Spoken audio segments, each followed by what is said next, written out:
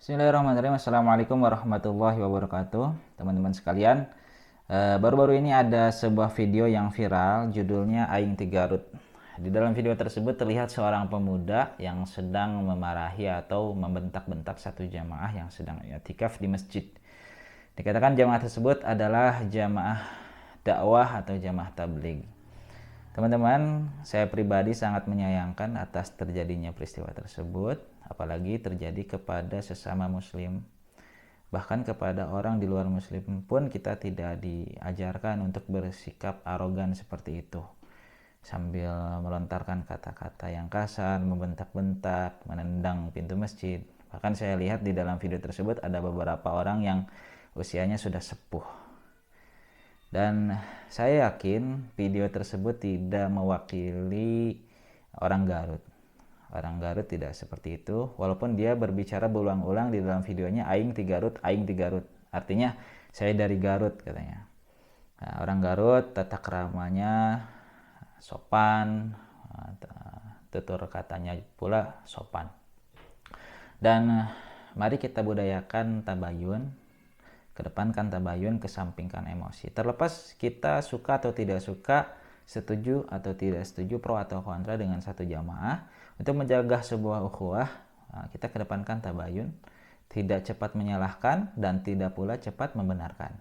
Baik teman-teman sekalian, sebelum dilanjut, mari kita simak bersama-sama videonya. Kadiah lah.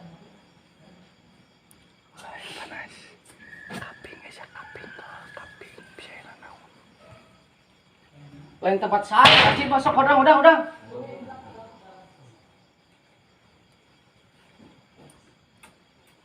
Betul. Bagus. Duduk.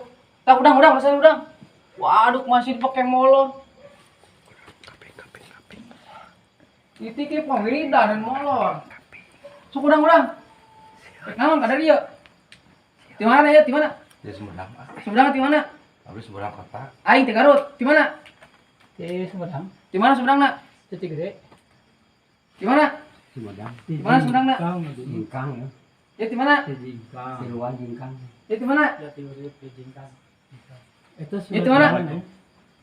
Di mana? Di Sumedang. Di mana Sumedang nak? Ujung Jaya. Sok udang. Aing niat itikaf masih kan molor kan goblok. Aing Ti Garut. Kumaha maksudnya dia trek naon? Kadus laporan ke aing tengareuna candi Widya ku kadus cicing dia teh. Di mana, Pak? Sumedang, Di mana Sumedang nak? di Sindang Raja. Diuk.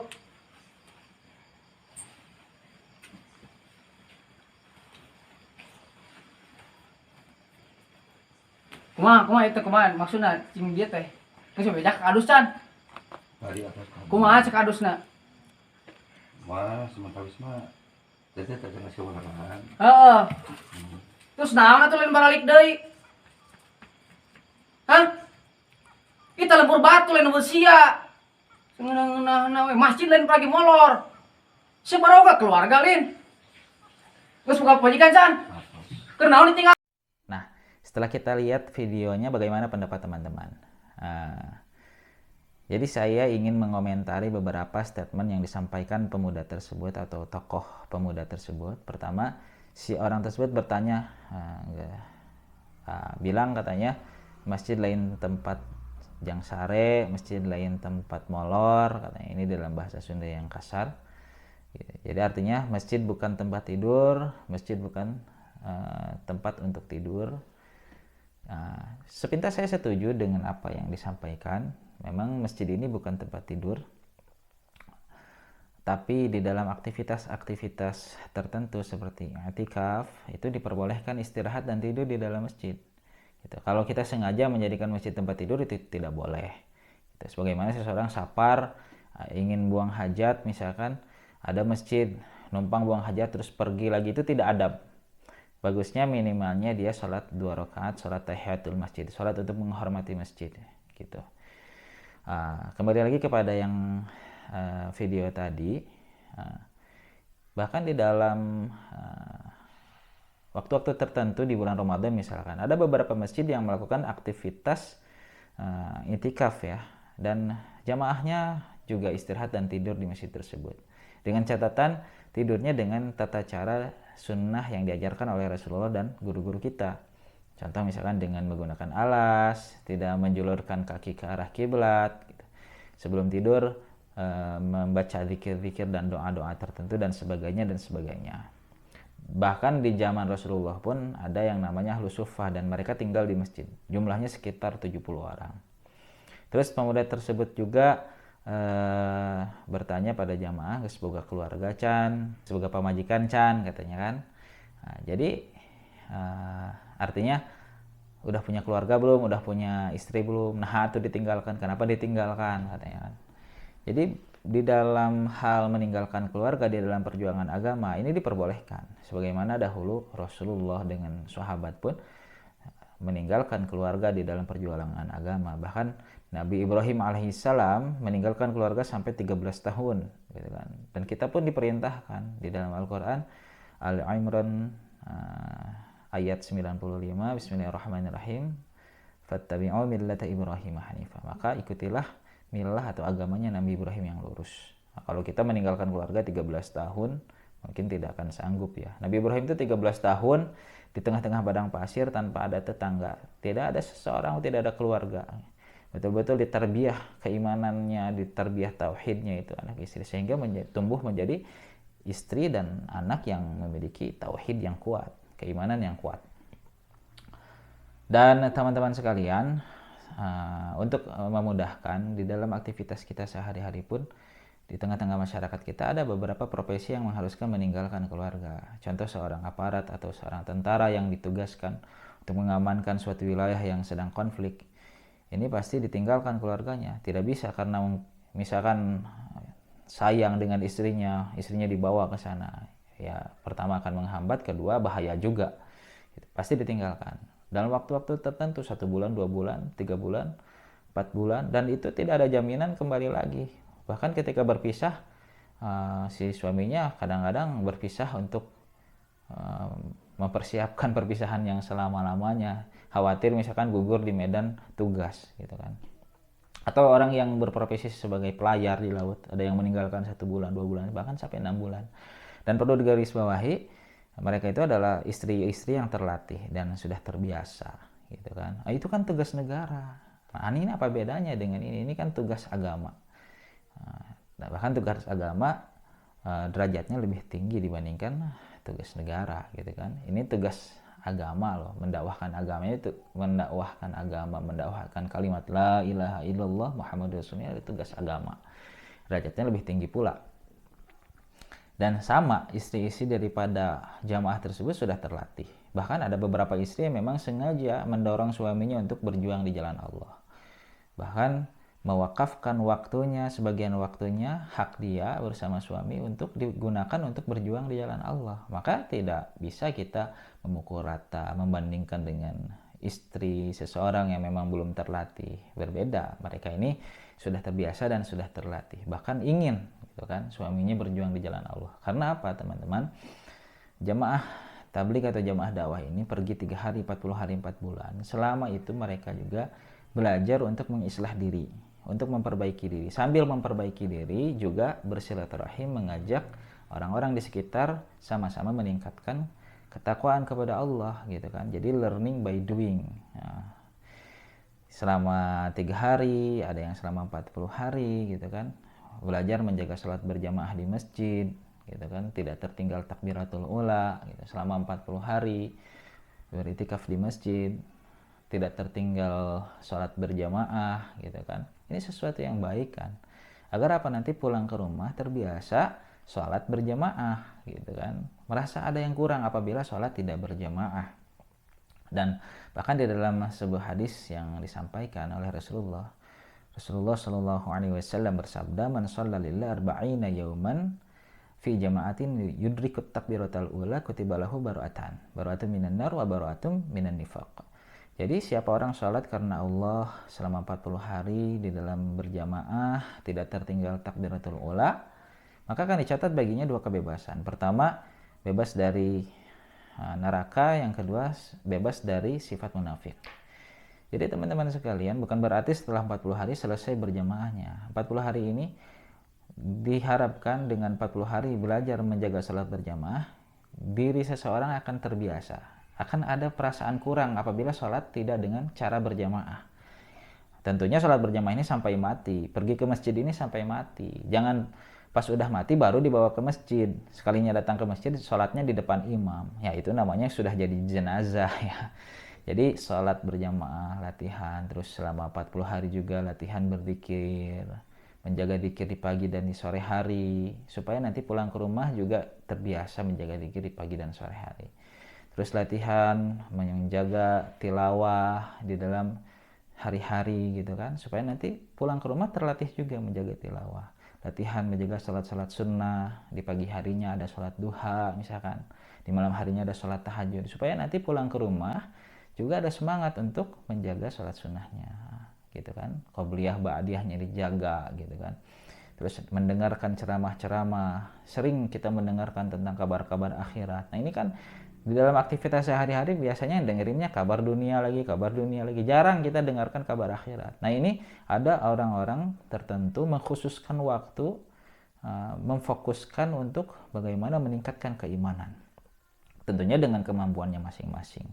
Sehingga terciptalah suasana ketakwaan bersama-sama. Kalau di rumah kadang-kadang malas, ketika beritikaf bersama-sama yang di rumahnya malas menjadi semangat. Malas bangun malam karena ada suasana bangun malam, ikut-ikut bangun malam walaupun 2 rakaat. Nah, nantinya kesananya menjadi terbiasa. Dan di sela-sela aktivitas iktikafnya biasanya ada silaturahim dengan orang-orang di sekitar. Mendatangi orang-orang di sekitar, misalkan setelah sholat, misalkan didatangi orang-orang di sekitar, misalkan bertemu dengan beberapa kelompok pemuda. Ramah tamah, setelah ramah tamah ditanya sudah sholat atau belum. Kalau belum sholat misalkan diajak ke masjid. Dan tidak dengan paksaan tapi dengan rayuan. Kalau belum siap saat itu, besoknya didatangi lagi dalam waktu yang lebih senggang, berbicara, ngobrol gitu, sambung hati gitu kan. Ternyata si pemuda tersebut ternyata belum bisa sholat, misalkan belum bisa wudhu misalkan. Artinya kalau orang misalkan qadarullah, orang yang mengajak ngobrolnya pun sama-sama lagi belajar misalkan, tidak perlu memaksakan karena dakwah ini mengajak bukan mengajar. Cukup diajak ke masjid, diserahkan kepada seseorang yang lebih tinggi ilmunya atau di situ ada ulamanya, diajarkan oleh yang capable. Atau di dalam jamaah tidak ada ulamanya, diajak kepada kiai atau ustadz tempatan untuk disampaikan, Pak Ustadz ini ternyata di kampung ini ada pemuda yang belum bisa sholat, ada pemuda yang belum bisa berwudu. Silahkan, mungkin dia malu atau belum terangkul oleh ustadz atau oleh pemuda remaja masjid di sekitar kampung tersebut gitu kan. Nah, aspek dari silaturahmi ini akhirnya timbullah suasana yang islami gitu. Ini silaturahim ini kan sunnah juga, akan mendatangkan keberkahan bagi kehidupan seseorang. Dan di akhir zaman ini sesuatu yang langka apabila tidak dilatih. Jangankan dengan tetangga, dengan masyarakat sekitar, dengan keluarga pun kita jarang. Bisa jadi cuma setahun 2 kali gitu kan, Idul Fitri dan Idul Adha saja. Ya mungkin teman-teman ada yang lebih ya. Ini saking jarangnya bersilaturahim. Nah, dan berdakwah ini artinya mengajak, dan satu metode juga untuk meningkatkan giroh seseorang di dalam mengamalkan agama. Ada ulama pernah menyampaikan dakwah ini seperti menendang bola ke tembok gitu kan. Maka bola tersebut akan memantul kembali kepada diri kita gitu. Dampaknya ini, misalkan kita berdakwah menyampaikan bahwa sholat berjamaah 27 derajat lebih utama dibandingkan sholat sendiri misalkan, kepada setiap orang. Katakan kepada 10 orang yang berbeda tempat. Nah, setiap orang ini mendengarkan mungkin cuma 1 kali, tapi telinga kita berapa kali? Telinga kita mendengarkan sampai 10 kali. Maka asar atau dampak daripada apa yang diucapkan seseorang ini akan kembali kepada dirinya. Jadi rasa semangat itu kan timbul. Minimal ada rasa malu. Kita sudah dakwah tapi tidak mengamalkan. Minimal itu.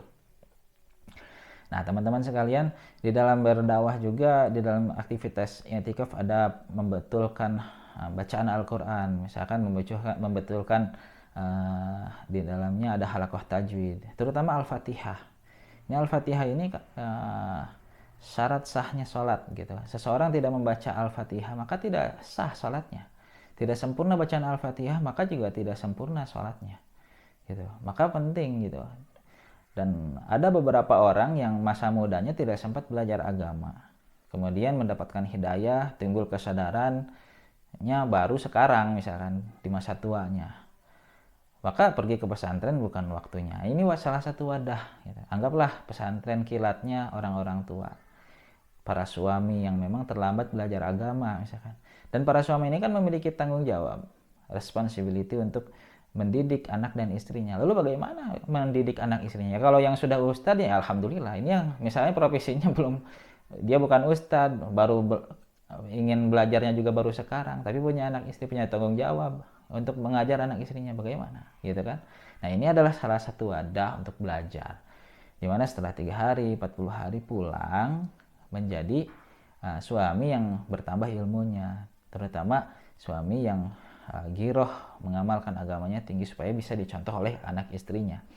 Dan teman-teman sekalian, orang-orang tersebut yang melakukan aktivitas jamaah ini sesungguhnya sedang dilatih bagaimana untuk memakmurkan masjid di kampungnya masing-masing. Lalu kenapa sih di masjid orang lain emang di kampungnya nggak ada masjid? Di sini pertama ada proses hijrah, yang kedua kita sedang belajar silaturahim, yang ketiga Rasulullah SAW bersabda, wallahu fi aunil abdi makanal abdu fi auni akhi. Allah SWT akan membantu seorang hamba selama hambanya membantu saudara muslimnya. Artinya kita membantu memakmurkan masjid orang lain ini dalam rangka ikhtiar bagaimana menarik pertolongan Allah supaya Allah SWT memakmurkan masjid kita di kampung kita. Dan nanti akan tercipta namanya kerjasama. Biasanya kalau misalkan saya orang Sukabumi nih, dari Sukabumi pergi misalkan ke Sumedang. Nah dari sana tuh, dari Sumedang tuh jamaah-jamaah yang sudah biasa itikaf pula nanti mengirim jamaah ke Sukabumi untuk sama-sama memakmurkan masjid di sini. Timbullah yang namanya kerjasama nanti gitu. Begitu juga dengan jamaah-jamaah yang dari luar negeri, dari Madinah, dari misalkan dari negara-negara Malaysia yang datang ke Indonesia, suka ada itu gitu. Sama itu juga karena ada orang-orang sini yang datang ke sana. Jadi sebagaimana produk-produk minuman, produk-produk sabun, ini datang ke setiap negara ini ada yang membawanya. Begitu juga agama, datang ke seluruh pelosok ini karena ada yang membawanya, tidak terbawa oleh angin. Gitu, karena memang ada yang membawanya. Nah, begitu. Jadi terciptalah kerjasama. Dan biasanya teman-teman di dalam hal dakwah ini, kalau kita mau mendakwahi orang-orang tetangga kita ada timbul malu. Gitu. Apalagi orang tersebut tahu background seseorang masa lalunya seperti apa, gitu kan. Tapi kalau yang datangnya tamu, ada kerjasama di dalam berdakwah. Nah, ini kan tidak tahu aibnya, tidak tahu masa lalunya, dan sedikit percaya diri lah dibandingkan dengan berdakwah di kampung sendiri. Jadi begitu teman-teman. Semoga dari video tersebut banyak pelajaran yang kita bisa ambil, dan konon katanya orang tersebut diusir juga oleh warga sekitar situ, bukan jamaah, oleh warga sekitar itu. Saya sarankan tidak perlu diusir, cukup lakukan tabayun, islah, dan saling memaafkan. Yang penting menyadari bahwa itu adalah sebuah kesalahan. Bahkan ada memancing reaksi dari orang Garut itu sendiri yang tidak setuju dengan sikap yang seperti itu. Baik teman-teman, sekian, sampai ketemu lagi nanti. Kita ngobrol di kolom komentar. Kalau ada yang salah silahkan dikoreksi. Insya Allah mudah-mudahan besar manfaatnya bagi saya pribadi khususnya, dan saya doakan teman-teman selalu dimudahkan rezekinya, dimudahkan segala urusannya, dan dipanjangkan usianya di dalam ketaatan kepada Allah Subhanahu wa taala. Sekian, assalamualaikum warahmatullahi wabarakatuh.